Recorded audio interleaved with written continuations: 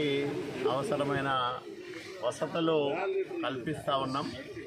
తప్పకుండా రాయదుర్గం పట్టణానికి ఒక మంచి పిక్నిక్ స్పాట్ కింద ఈ నగరవనాన్ని తీర్చిదిద్దాలని ప్రయత్నం చేస్తూ ఉన్నాం.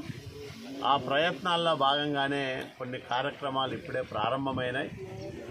ఇంకా భవిష్యత్తులో ఈ నగరవనాన్ని వివిధ రకాల సదుపాయాలతో పిల్లలు ఆడుకోవడానికి, పెద్దవాళ్ళు హాయిగా ఆహ్లాదంగా గడపడానికి, కుటుంబాలు వచ్చి ఇక్కడ సేద తీరడానికి అవసరమైన ఆట వస్తువులు కానీ అట్లాగే ఇతరత్ర సౌకర్యాలు కల్పించి ఉదయము సాయంత్రం పూట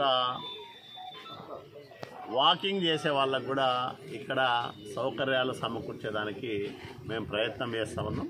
రాయదుర్గం ప్రజలకు ఇదొక కానుకగా ఉంటుందని నేను భావిస్తాను.